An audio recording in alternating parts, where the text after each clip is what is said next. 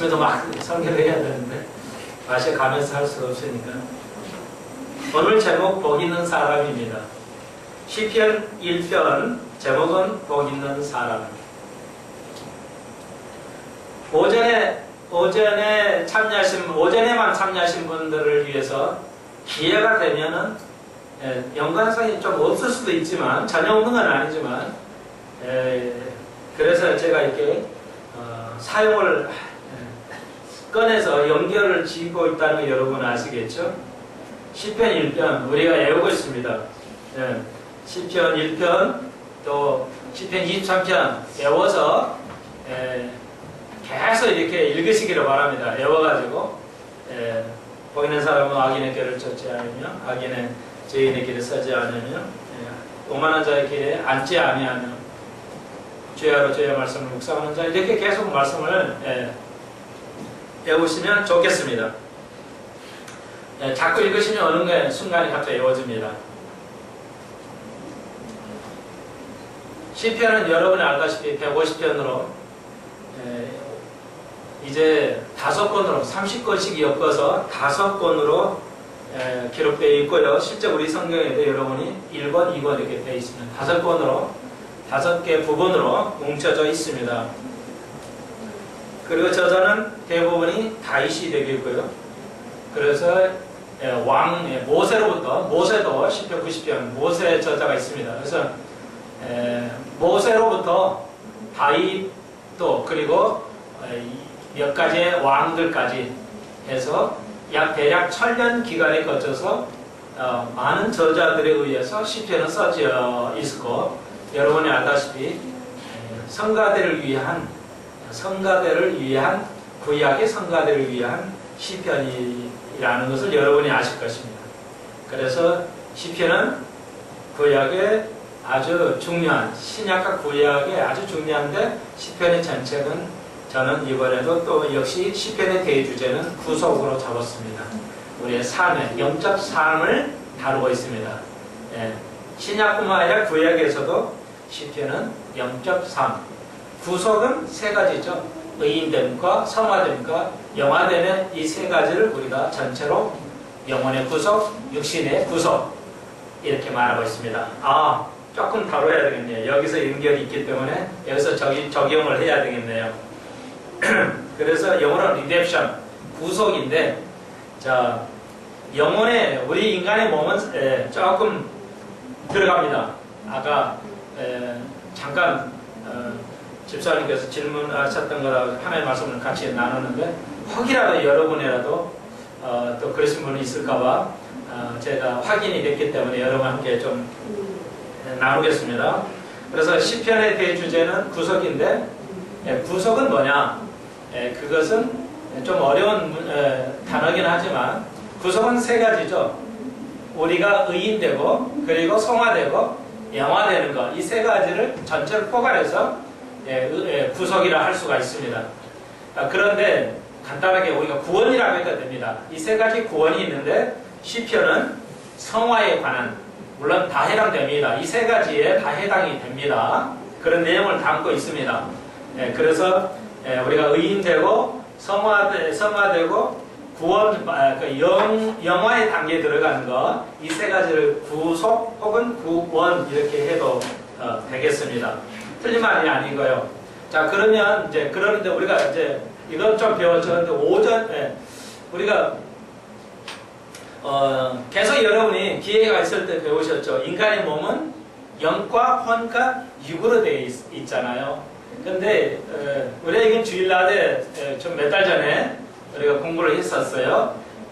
하나님의 우리 인간의 몸은 영과 혼과 육으로 되어 있어요. 세 가지로 되어 있는데 우리가 다시 확인을 해야 되겠는데 이 세 가지는 분리할 수가 없습니다.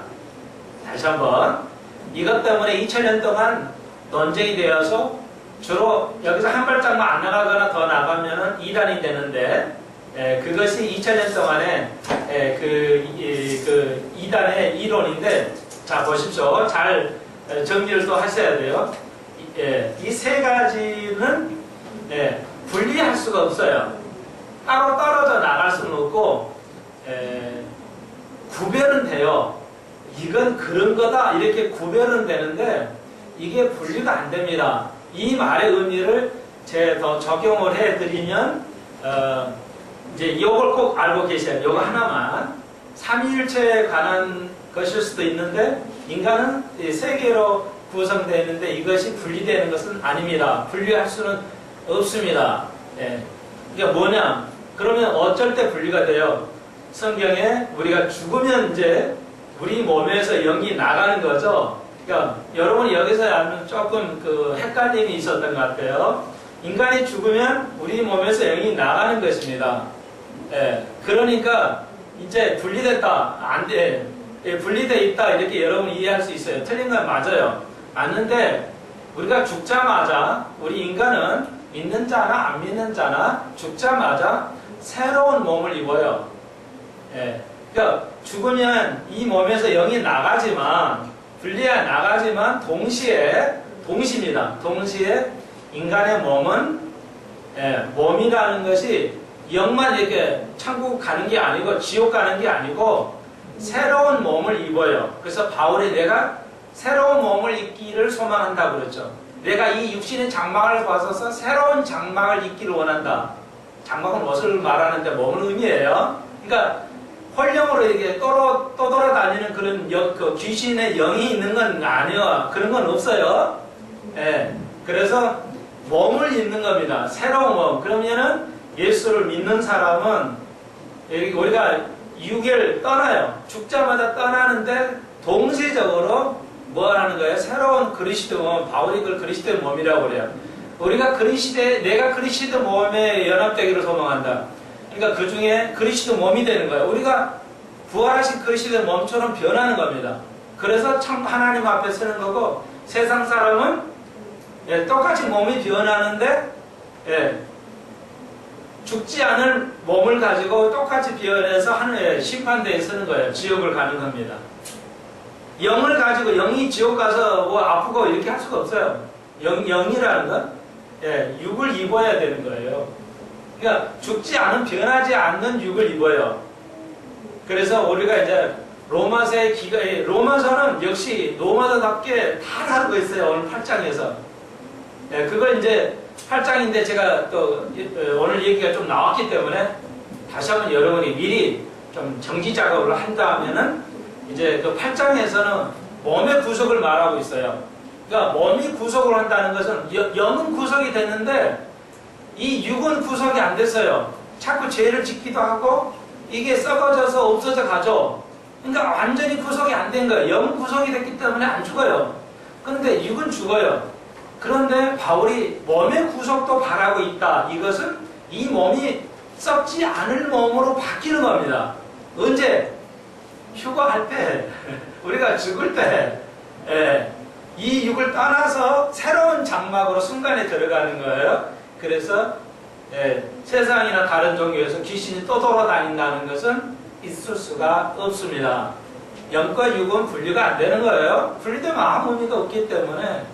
그래서 영과 육에, 그러니까 우리의 그 영이 있고 혼이 있으니까 혼은 또 떠나냐는, 혼과 영도 분리가 안 되는 겁니다. 감정이 없이 영만 존재하는 건 상상할 수 없는 거거든요. 그래서 몸은 우리의 감정도 영원해야 합니다. 혼도 영원해요.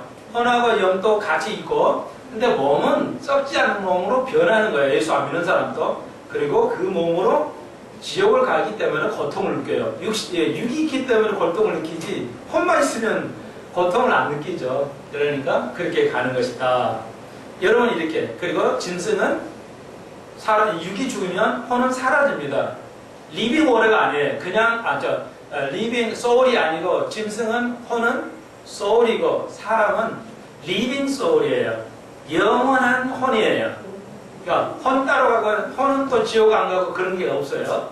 영과 혼은 육은 분리할 수 없습니다. 그래서 이건 하나로 되고, 그리고 이제 우리가 알다시피 몸의 구속, 우리가 주님을 만나면 우리는 이제 썩지 않은 몸으로 변하는 겁니다.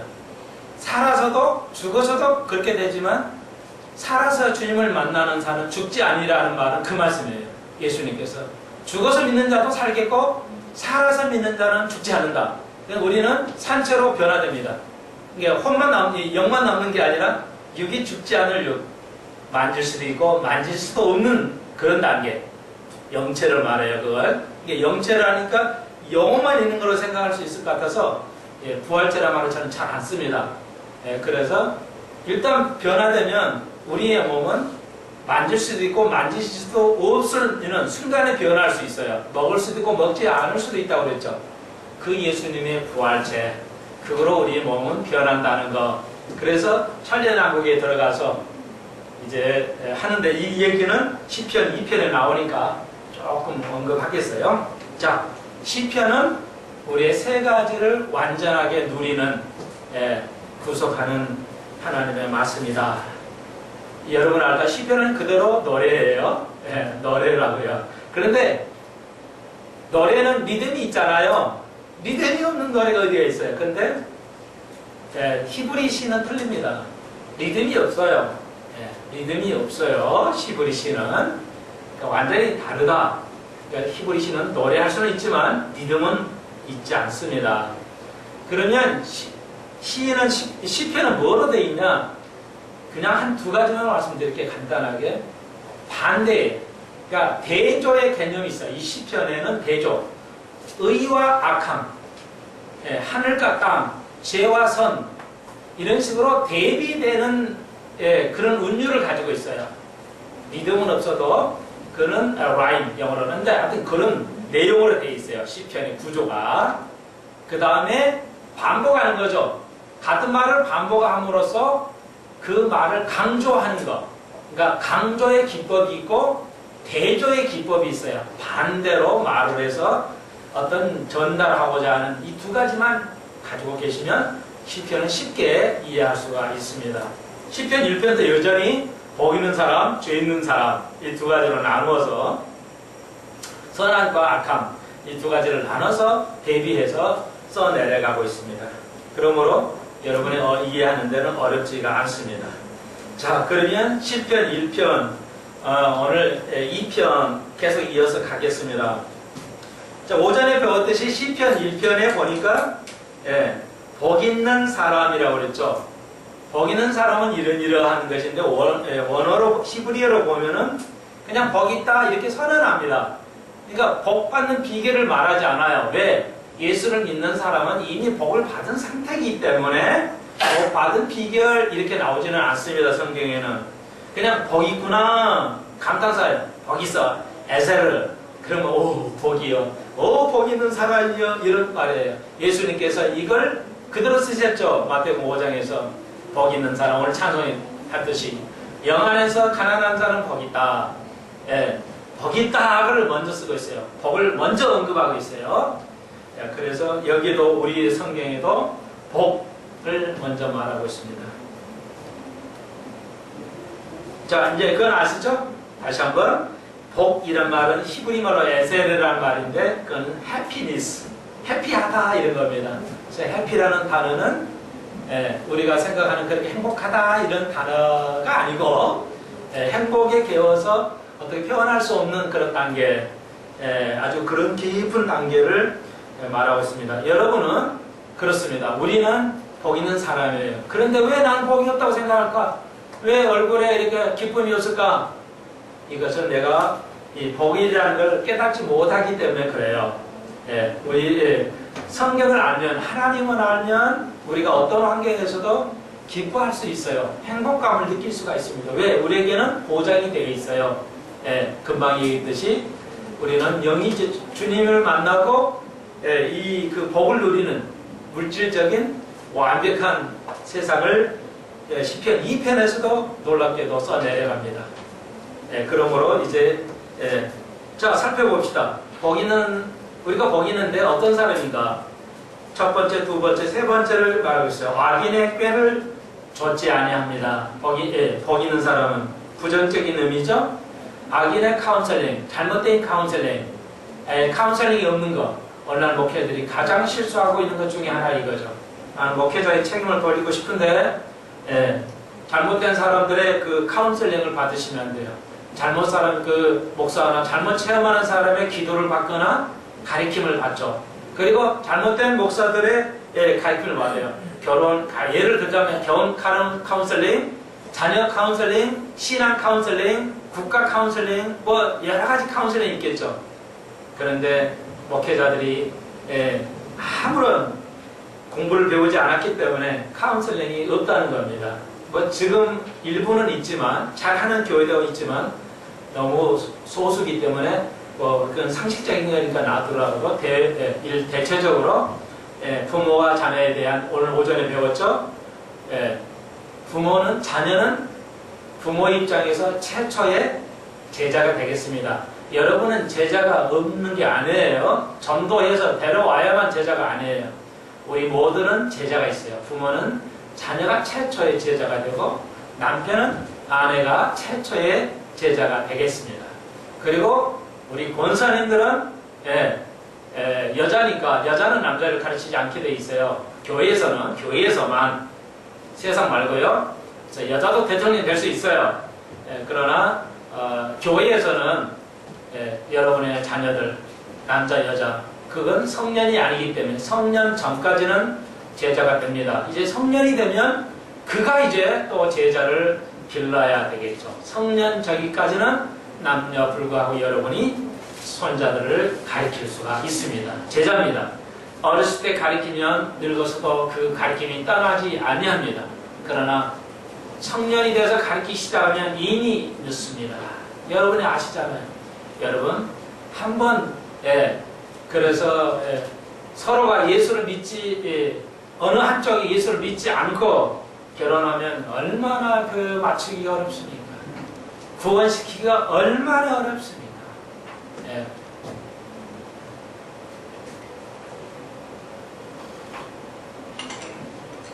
그래서 갈고체불의 의사인데요.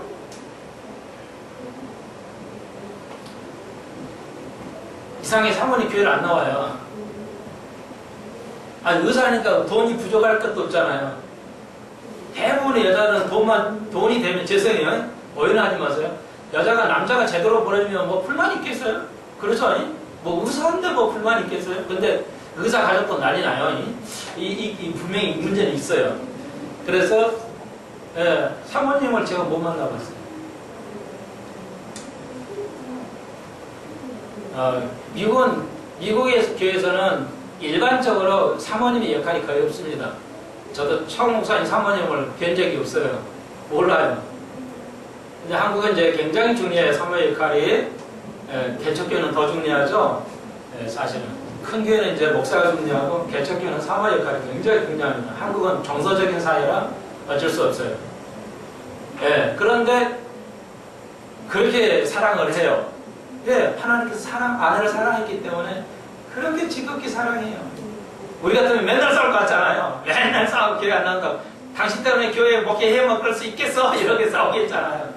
끊임없이 사랑해요. 하나님 주신 짝이기 때문에. 근데 의사 선생님인데 쓰러졌어요. 결국 목회 못했어요. 교회 그만뒀어요. 카운슬링이 어떻게 되는지는 알 수는 없지만 그렇게 어렵다는 겁니다. 그럼에도 불구하고 하나님의 세계를 모르기 때문에 카운슬링이 없어요. 잘못된 심리학 카운슬링만 세상은 좀 무식한 말로 널브러져 있죠. 세상에 심리학 카운슬링이 널브러져 있잖아요. 얼마나 무서운 세계입니까? 근데 거기 있는 사람은 그런 잘못된 카운슬링에 따르지 않는다는 겁니다. 귀 기울이지 않는다는 겁니다. 여러분 거기 있는 사람이 어떤 사람인지 아시겠죠? 자, 시간을 전략해서 그 정도 하겠어요. 그래서 우리 교회는 갈고리 가르치는 같이 그대로 잘 가르치는 예를 쓰고 있습니다. 하나님 말씀대로 그대로 잘 하고 있습니다.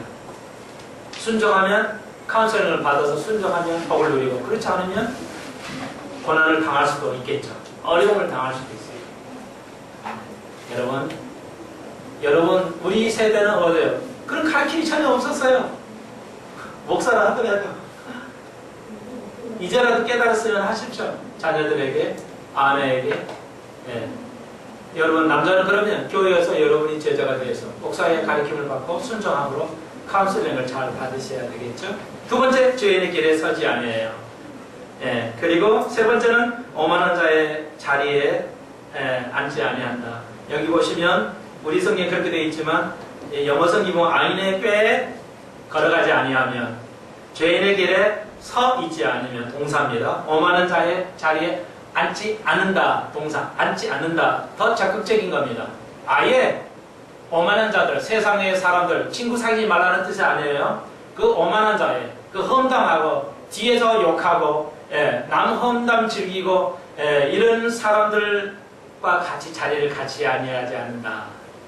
아는 거예요. 이 보이는 사람은. 근데 우리는 어때요? 그냥 참여해요. 그런 잘못된 사람에 참여해요. 그냥 듣기 좋아해요. 여러분, 복 있는 사람 세 가지 아시겠죠? 이해될 수 있는 게 다 쉬워요. 이거 이해될 수 있는 겁니다. 여러분이 이미 거만하고 오만하고 남을 욕하고 교회 욕하고 이러면서 옆에 와서 다 듣고 참여하는 거예요. 앉아있기 때문에. 근데 의로운 자는, 지혜 있는 자, 복 있는 자는 참여하지 않는다. 그런 자를 앉지 않아요. 그런데 이제 반대조죠. 2절. 오직 복 있는 자는 뭐예요? 오직 여호와의 율법을 즐거워하여 그 율법을 주야로 말씀 공부하는 자, 묵상하는 자로다 하는 겁니다. 예. 자, 이런 것 세 가지를 거부하고 복 있는 사람은 오로지 말씀을 의지해 살아가요. 말씀에 관심을 둬요. 그 말씀을 의지하는 겁니다. 그 말씀을 배워요. 하나님을 알아가는 겁니다. 하나님의 성격을 제대로 알아갈 때 복을 느끼게 돼요. 복이 이미 있었네? 내가 아무리 가난하고 내가 뭐가 부족하고 하더라도 내가 복 있는 사람이구나. 왜? 지금은 잠깐이지만 다음 세대 어마어마한 복이에요. 어마어마한 복이에요. 상상할 수 없는 복이에요. 모르면 할 수 없어요. 모르면 복이 있는지 모르는 거예요. 내가 복 있는 사람이 언제? 지지를 낳고 못났지? 아니라는 거죠. 아니에요. 그래서 열심히 배우셔야 돼요. 주의 말씀을 의지하는 겁니다. 이게 성목사의 설교가 아니에요. 하나님의 말씀은 하나님의 소리예요. 지금 성경은 하나님의 소리입니다. 저는 여기에 가감하지 않아요. 해석만 해줄 뿐이에요. 내 지식을 가지고 안 해요. 하나님 그대로 가감하지 않습니다. 그대로 하는 겁니다. 묵상한다는 말은 대세김질 한다는 거예요. 서가 대세김질 하듯이. 그냥 또 읽고 또 공부하고 연구하고 이래요. 그 말씀 이 말씀인가? 여러분 이렇게 하셔야 이해돼요. 그러면 우리가 천년왕국에 대해서 엄청 많은 얘기를 할 수가 있습니다. 저는 시냇가에 심은 나무가 시절을 쫓아 가시를 맺으며 그 잎사귀가 마르지 않과 같아. 보이는 사람은 자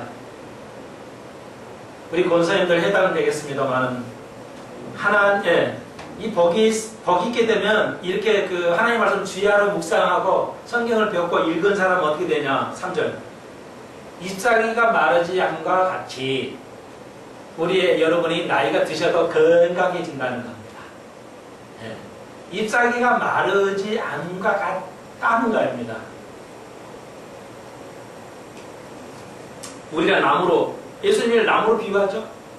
시냇가의 나무가 시냇가에 말씀이에요. 시냇가는 가에 심은 나요. 저 멀리 심기면 안 돼요. 물이 안 와요. 시냇가에 말씀에 심겨진 나무는 뭐예요? 잎사귀가 마르지 않아요.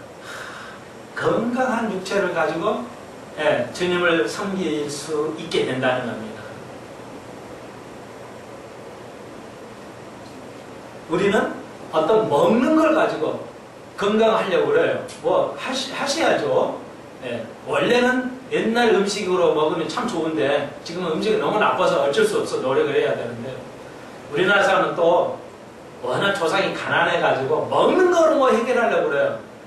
근데 미국 사람 같은 경우는 원래 부자였기 때문에 건강을 먹는 거라 해결을 하지 않아요. 뭐 인삼을 먹거나 뭐 산에 가서 뭐 캐거나 이런 게 없어요. 그냥 운동이에요, 운동. 기껏해야 운동이에요. 참 죄송하지만 예, 캐나다 사람이나 미국 사람이 와서 한국에 와서 딱 살면서 충격 먹은 게 또 한 가지 있어요. 뭔지 아세요?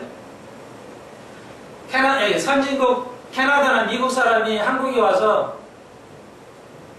그냥 충격 먹은 게 있어요. 뭘 것 같아요, 여러분은? 우리가 우리 속에 사는 게 잘 몰라요. 답을 하기 어렵죠. 그러니까 이제 여러분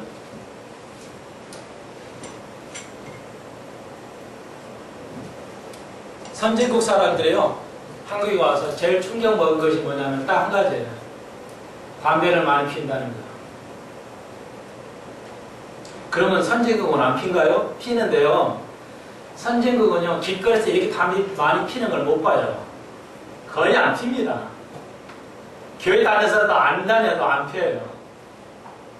건강에 나쁘니까 안 핀다고요.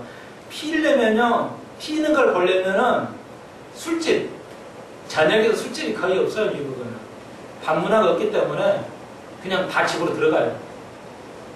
우리 같이 밤에 쏘아다니는 젊은 애들이 없다고요. 또 위험하기도 하고 밥 문화가 없어요. 그러니까 이제 밤 뭐 술 좀 먹고 하려면 술집을 가는데 거기는 가서 피지. 벌건 대낮에 젊은들이 이거 피워. 제가 삼성 저도 월요일날 화요일날이 쉬잖아요. 그럼 집사람 같이 남대문 좀 쇼핑하러 가요. 그냥 점심이나 먹으러 가요. 그러면 삼성 유명한 회사 있잖아요. 그쪽으로 지나가는데 점심은 담배 피고 지나가질 못하겠어요. 선진국은 이렇게 안 핍니다. 놀래버린 거야. 아니 무슨 대한민국이 이렇게 담배만 피는 거냐고. 충격 먹어요. 캐나다나 미국 사람들이 와가지고 이거 한국 사회에 이게 안 돼요. 이렇게 해가지고는 왜 이런 거예요? 그러니까 병들어 가는 거예요. 주님을 살아가는 자는 뭐예요? 말씀을 살아가는 자는 일사가 마르지 않음과 같이 건강의 축복을 받을 줄로 믿습니다. 늘 기도할 때, 제가 기도할 때 아픈 거 손대시고 믿고 기도하십시오. 치료될 줄로 믿습니다. 4절. 악인은 그렇지 않으며. 악인은 반대는 안 된다 이거야. 건강하려고 한다. 운동 건강 먹고 한다고 건강되는 거? 그런 거를 얘기하지 않아요. 악한 자는 바람이 나는 겨와 같다 이거야. 알아잖아요. 바람에 푹 불어오면 겨가 날아가 버리잖아요. 이런 겨와 같은 존재라는 거예요. 악인은. 잘 먹고 잘 살아야 이렇게 건강한 게 아니라 악한 사람은 그냥 겨와 같다 날아가 버린다는 게 어려울 때. 조금 어려우면 그냥 날아가 버려요.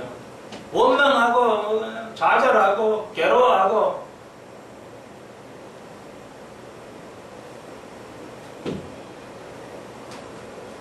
잎사귀도 안 말라요. 복 있는 사람, 의의 사람은 잎사귀도 안 말려 건강을 주시고, 악한 자는 뭐예요? 겨같이 그냥 말려버린다. 비유 잘 들었죠? 농경사의 비유.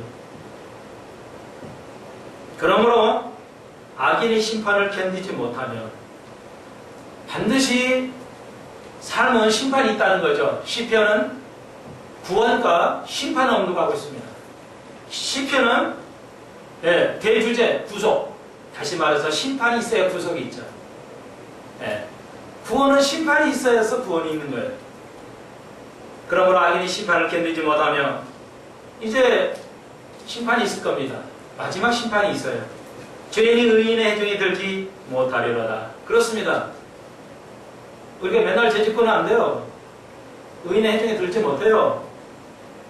대저 의인의 길은 여호와께서 인정하시되 악인의 길은 망한다는 것입니다.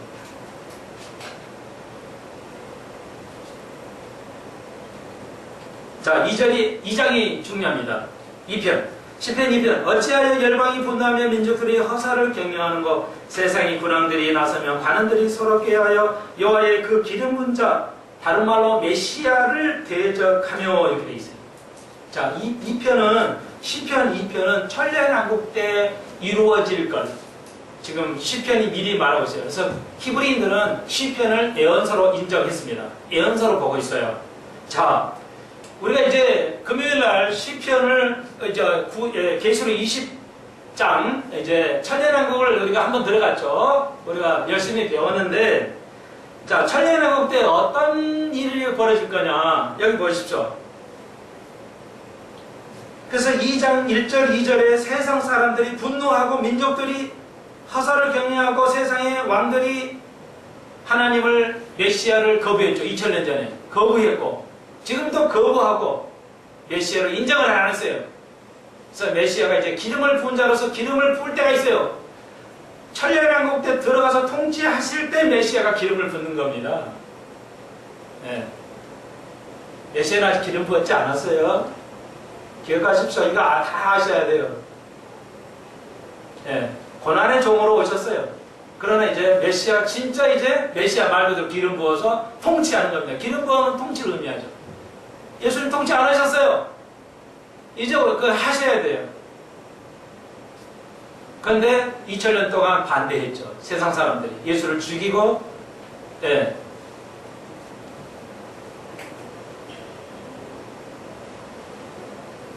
그런데 4절 보세요. 하늘에서 계신 자가 웃으시며 주께서 저희를 비웃으리로다.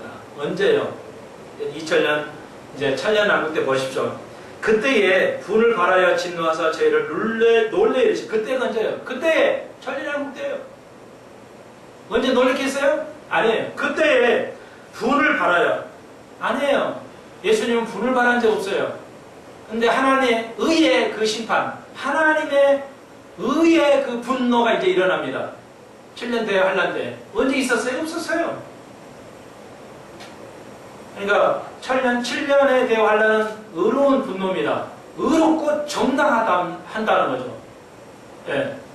이제 여러분 그래서 여호수아를 통해서 가나안 사람을 다 죽이듯이 7년 대회할 때는 세상의 모든 어린이학과에 상관없을 거예요. 대학살이 일어납니다. 그건 정당한 의예요. 그건 우리가 좀 더 시간을 두고 공부하겠어요. 굉장히 어려운 것인데, 예, 대학살이 1000년 대에 엄청난 인구들이 다 죽을 것인데 그게 가능하냐? 예, 그게 윤리적으로 가능하냐? 예, 그것을 이제 우리가 여호수아에서 좀 배웠는데요. 다시 한번 공부하도록 하고요. 그때에 분을 발하여 언제? 7년 대회 환란 때 발하여 진노하사 저희를 놀래어 이르시기를 내가 나의 왕을 내 거룩한 시온에 세웠다 하시리라. 그렇죠. 아직 안 세웠죠.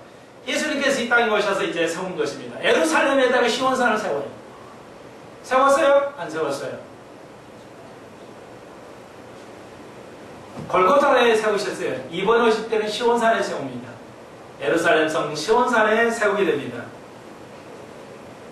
그렇죠. 그러므로 2장은 7년과 대환란, 7년 대환란 그리고 천년왕국을 시편 처음 복 있는 사람 다음에 이제 언급함으로써 이제 구약에 어디가 있냐? 천년왕국이 어디 있냐? 계시록에밖에 없다. 아니에요. 구약에는 널려 있어요. 널려 있습니다. 성경을 전체로 안 배웠기 때문에 그렇죠. 내가 영을 전하노라. 내가 말씀을 전하노라. 여호와께서 내게 이르시되 너는 내 아들이라. 오늘날 내가 너를 낳았고 하나님이 예수를 낳았다. 그러니까 이거 봐라. 예수님은 하나님보다 틀리지 않냐? 좀 낮은 단계잖아. 이렇게 가르치면 안 돼요.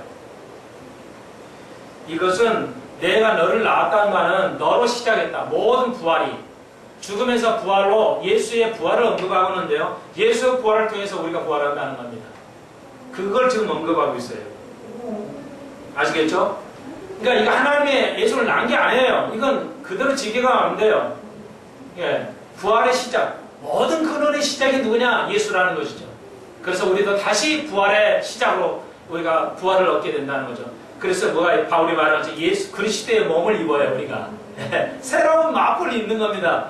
몸이 있어야 돼. 영에다 어떻게 마포를 입어요? 그렇잖아요. 우리가 새 마포를 입을 것인데 요한계시록 보면 흰 옷을 입을 마포를 입을 건데 옷이 없는데 몸이 없는데 어떻게 입어요? 옷을.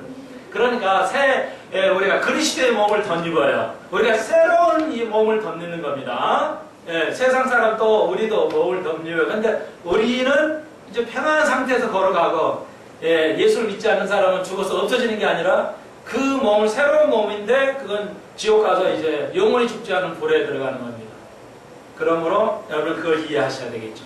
그럼 천년왕국 때는 주님께서 이제 세상 사람은 천년에 그대 들어가고 우리는 영체로 부활의 그리스도 몸을 가지고 이 땅에 와요. 그래서 통치하는데 여기 보니까 뭐예요? 2편에 보니까 8절 내가 구하라 내가 열방을 유업으로 주리니 내 소위가 땅 끝까지 이르러다. 그렇지? 그래서 하나님의 예수 그리스도가 이 모든 소위가 돼요.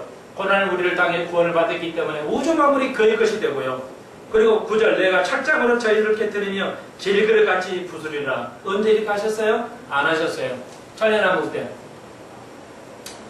자, 그래서 한 가지만 덧붙일게요. 천년왕국 때 하나님의 의로 심판하실 것인데, 그렇죠? 예. 우리가 이제 휴거를 하게 되면 상당한 수준의 사람의 마음을 읽을 겁니다. 사람의 마음을. 그래서 천년왕국 때 나쁜 짓 하러 이렇게 거짓말하고 있잖아요. 그러면 그 자리에서 그냥 철퇴가 가해질 겁니다. 왜? 우리가 알거든요. 우리가 사람의 마음을 읽을 수가 있어요. 왜? 우리는 부활체이기 때문에. 우리는 완전하게 그들을 통치합니다. 그들의 거짓말하는 것도 압니다. 우리는. 네가 거짓말하는지 아닌지 어떻게 알아? 우리는 알아요. 상당히 수준을 알 겁니다. 그러므로 어려운 통치를 할 수가 있습니다. 완벽한 그 통치를 하게 됩니다. 뭐 증거 갖다 대고 아니야 그냥 다 알아요. 거의 알 겁니다. 우리는 영체이기 때문에 그렇습니다. 우리는 죄를 짓지 아니하고 사람의 마음을 상당히 이해할 것이고 의도도 이해할 것이고 그러므로 잘못된 거는 거짓을 미리 예방할 수도 있고 거기다 완벽한 그 의로운 심판관이 될 수가 있습니다. 우리는.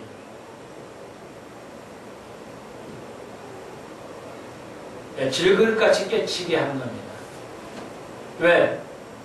천년왕국 때에는 마귀의 미혹이 없기 때문에 먹고 마시는 거에 대해서는 완전하게 해결해 주기 때문에 하나님의 의로 심판하십니다. 왜? 어떤 변명도 존재하지 않는다. 천년왕국 있을 이유가 뭐라고 그랬어요? 6, 7년 동안은 인간은 변명해 왔다는 거죠.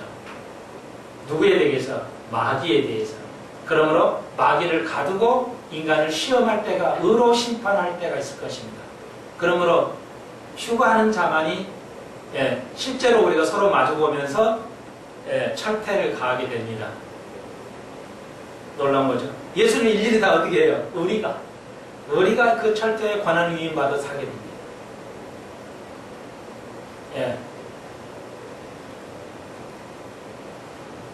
시편 2편에 있죠. 여기도 그런즉 군왕들아 너희는 지혜를 얻으며 세상에 관한들아 교훈을 받을지어라.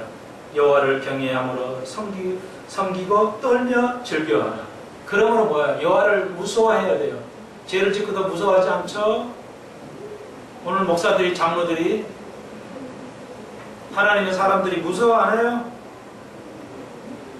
그럴 날이 온다는 겁니다. 그 무서울 게 질그릇 깨칠 정도로 같이 통치할 일이 온다는 겁니다. 그러므로 두려워하고 또한 뭐하라? 즐거워하라. 왜? 우리가 그런 권한을 위임받기 때문에 그렇습니다. 그러므로 12절 그 아들에게 입맞추라. 예배하라는 거죠. 그렇지 아니하면 진노하시는 너희가 길에서 망하리니. 그래서 우리가 예배를 중요시하는 거예요. 예배를 중요시 안 했다가 뭐하게 돼요? 길에서 망하게 된다는 겁니다. 주일날 이렇게 열심을 지키고 우리가 공예배를 참여를 열심히 최선을 다하는 거 뭐예요? 해야 됩니다. 그의 아들에게 알아가야 돼요. 그 아들에게 예배해야 됩니다. 그렇지 않으면은 진노하면서 망하게 된다는 겁니다. 여러분 놀라운 거예요. 주일날 이렇게 여러분이 오시는 거 괜히 와 앉아있는 거 아닙니다. 하나님의 놀라운 축복입니다. 3편입니다. 3편은 성경에 주로 제일 많이 쓴 다윗의 시입니다. 다윗은 이제 사무엘의 선지자 사무엘이 최초로 이스라엘 역사상 학교를 세웁니다. 그래서 선지 동산이라고 그래요. 성경에서는. 그래서 사무엘이 이제 학교를 세우고 그로 하여금 다윗이 훈련을 받죠. 사울은 교육을 받지 않습니다. 그래서 사울의 신은 없고요. 다윗은 교육을 받았기 때문에 그렇게 이렇게 놀라운 아름다운 왕이지만 놀라운 글들을 쓸 수가 있었습니다. 배워야 되겠죠? 그래서 이제 다윗이 3편에는 다윗이 이제 그의 아들 압살롬의 반역에 의해서 도망간 시. 시편은 항상 어려울 때 나온다. 시는 어려울 때 나오는 거죠. 쉬울 때, 편안할 때는 안 나와요. 우리가 삶이 어려울 때 믿음이 진짜로 나오는 겁니다. 금이 정제를 통해서 나오는 거지. 그냥 금이 생겨요? 그러므로 여러분 어려움에 대해서 너무 괴로워하지 마십시오. 좌절하거나 힘들어하지 마십시오. 근육이 필요한 거예요. 근육이 필요하기 때문에, 믿음의 근육이 필요하기 때문에 하나님께서 허용하시는 것입니다. 자, 그래서 3편 1절 보세요. 여호와여 나의 대적이 어찌 그리 많은지요. 그렇죠. 다윗이 왕 돼 보니까 너무 많은 거예요. 대적들이. 우리는 대적이 많아. 일어나 나를 치는 자가 많소이다. 많은 사람이 있어 나를 가리켜 말하기를 저는 하나님께 도움을 얻지 못한다 하나이다. 다윗이 어려움을 당하니까 비웃는 거야. 봐라, 지 아들한테도 당하고 말이야. 그런데 거기다 셀라를 넣어서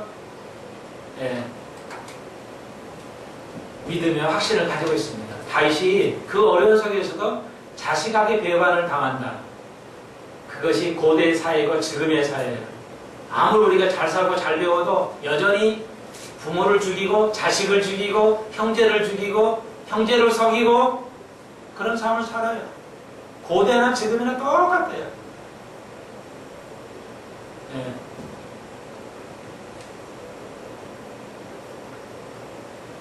여러분 바라기는 너무 기대하지 마십시오. 어느 곳에도 하나님의 너무 기대하시면 안 돼요. 세상을 기대하고 사람 기대하면 상처뿐일 수도 있습니다. 죄송하지만 저도 자식에게 의지하지는 않습니다. 저는 단연코 주님 오심을 사모하고 내가 누가 나를 반역하더라도 나는 주님을 향해서 나는 가리라. 그런 마음의 셀라. 그대로 될 줄은 믿습니다. 이런 뜻이에요. 셀라. 그렇게 그대로 될 줄은 믿습니다. 아내라고 그 같은 말이에요. 손을 든다는 뜻도 있는데 음악적인 용어인데 셀라를 넣음으로써 확신을 자기가 가지고 있으면 다행이죠. 우리의 주에는 많은 자식이 적이 될 수 있고요. 부모가 적이 될 수도 있습니다. 영적으로.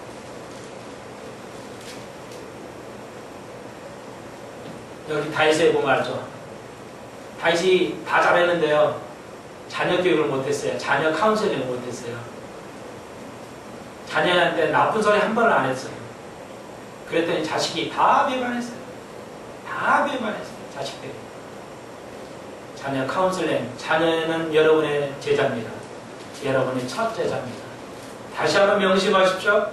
손자는 여러분의 첫 제자입니다. 여러분의 아내는 여러분의 첫 제자입니다. 근데 가장 어려운 게 아내를 오해하지는 마십시오. 가장 어려운 게 첫 제자를 가리키는 게 제일 어렵습니다.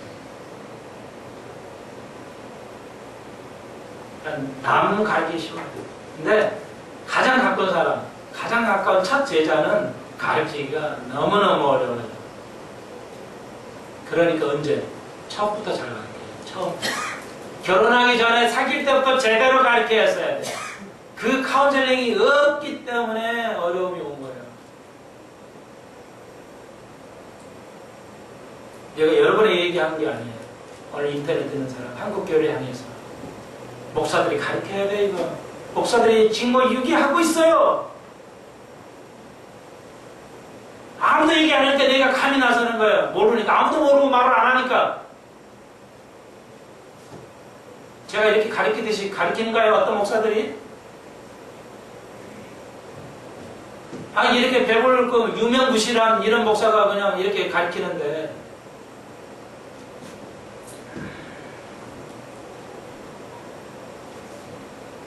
첫 단추 잘못 깨면 정말 힘들어집니다. 다윗이 그랬어요. 아들 다 반역했어요. 왜? 안 그랬거든요. 나쁜 소리 이만큼도 안 했거든요, 다윗이. 해야 되는데. 자녀를 때려야 되는데 안 때렸어요. 필요할 때는 때려야 하는데 안 때렸어요. 압살롬이 그냥 자기 아직 죽이고 자기가 왕 가지려고. 그래서 쓰는 시예요. 여호와여, 주는 나의 방패시오, 나의 영광이시오, 나의 머리를 드시는 자, 나의 영광을 다시 드러내고 이제 왕이 얼룩이 하실 자라는 거예요. 여호와의 당신뿐입니다. 나는 이제 알았어요. 그래서 하나님 다윗을 사랑한 거예요. 나를 의지하거든요. 하나님은 자기를 의지하는 걸 제일 좋아하는 거예요.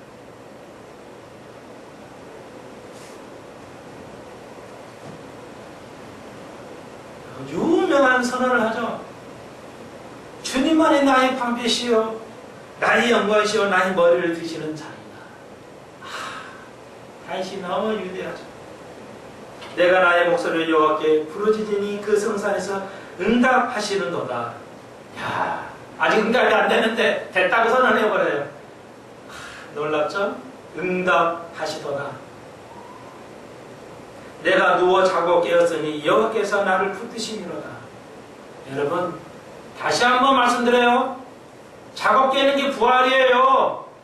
이것도 부활하는 겁니다. 다윗이 말하잖아. 내가 자고 깨는 것도 깨었으니 여호와께서 나를 붙드시니까 가능한 거 아니냐. 이게 그냥 되는 거냐? 자고 깨는 것이 그냥 자동 일어나요? 모두가 다 자동 일어나니까 일어나지 않아요. 아무리 믿음의 사람도요, 자고 못 일어나는 사람이 있어요. 자고 그냥 못 일어나는 사람이 있다고요. 여러분, 우리에게 복이 얼마나 많은지 알 수가 없어요. 얼마나 많은 복이 있는지. 그래도 우리는 얼굴은 벌레 씹은 얼굴이에요. 하나님은 나는 왜 나만 이렇게 복이 없습니까? 얘야, 복이 있단다. 너도 복이 있단다. 성경을 공부해보려. 나는 다 제가 말씀했잖아요. 카운슬링한테도 그랬지만 진짜입니다. 내 재산을 다 주님 얼마 아니어도 내 재산 다 가져도 주님, 나는 주님을 원망하지 않을 것입니다. 내 생명도 다 주님 것이었고, 나는 손녀를 보면서 그럽니다. 이렇게 귀한 생명을 주셨으니, 나에게 주셨으니 주님이 가져가시려고 하는 거 주님이 싫어하는 것이죠. 여러분이 하나님 앞에 굴복하지 않으면 아무 은혜가 있지 않을 겁니다. 우리가 배웠죠. 은혜는 뭐라고요? 내가 하나님 앞에 전적으로 두 손 들고 나오지 않으면 그 은혜가 아니라는 것입니다. 참으로 어려운 것이죠. 그렇게 하고 여러분이 절대 그분에게 굴복하고 사셔야 돼요. 그렇지 않으면 은혜는 없습니다. 조건이.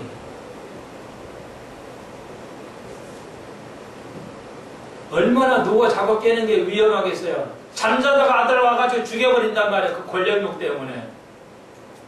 얼마나 겁나게 잠을 못 자게 했잖아요. 도망가가지고.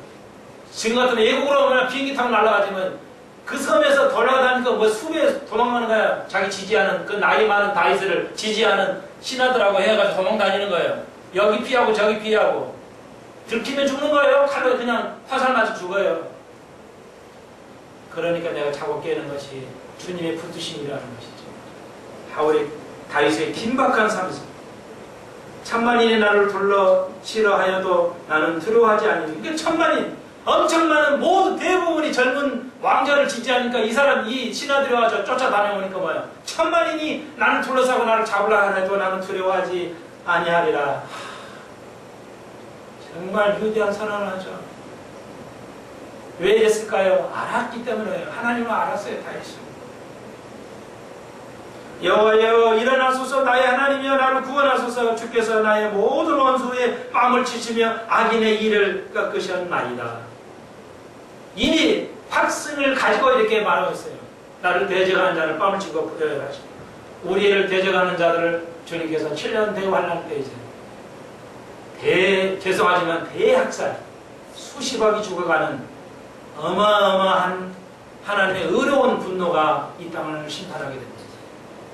그리고 살아나는 자만이 천년왕국에 들어가는 보상을 받습니다. 그러므로 천년왕국은 있는 것 당연해요. 마지막 8절 구원은 여호와께 있사오니 주의 복을 주의 백성에게 내리소서. 유명한 선언을 하죠. 나에게 내려달라고 안 하고 거생하면서 그 죽을 상황에서도 구원은 주께 있사오니 복은 주께 있사오는데 그 복을 나에게 말고 주의 백성에게 내리소서. 왕답죠? 정말 왕이에요. 이자가 왕이고 이자가 리더예요. 이런 사람이 리더예요. 자기 자신을 희생하면서 가정을 살리고 이래야지. 목사가 만약 이혼을 하고 가정을 세우지 못하고 이런 무서운 시대입니다. 과거에 사도들 시대에 볼 수 없는 것들이죠. 목사들이 끊임없는 음행의 소식들이 들려오는 것.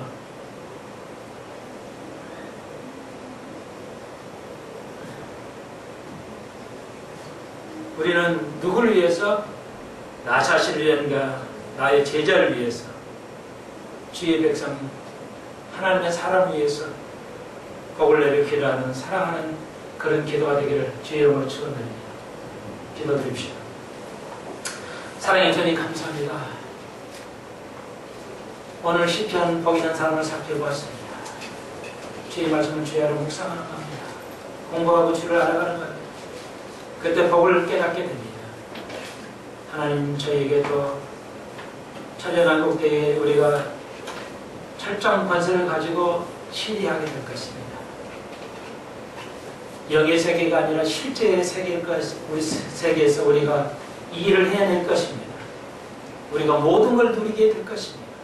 그러므로 이 땅에서 우리가 모든 걸 포기할 수 있는 죄들 되게 하여 주옵소서. 둘 중에 하나를 선택하는 것이 오매 우리가 분명한 잘 좋은 것을 선택할 수 있는 수평선 가족들, 이 땅의 교회를 되게 하여 주옵소서. 오늘 이제 계속해서 다윗의 믿음을 쫓아갈 텐데 그 어려운 속에서 순간순간 속에서 주님을 찬양하고 확신을 가지고 두려워하지 아니하며 축복을 백성들에게 내린 것처럼 우리도 다윗의 같은 삶을 살 수 있도록 은총을 베풀어 주옵소서. 예수님 이름으로 기도합니다. 아멘. 감사합니다.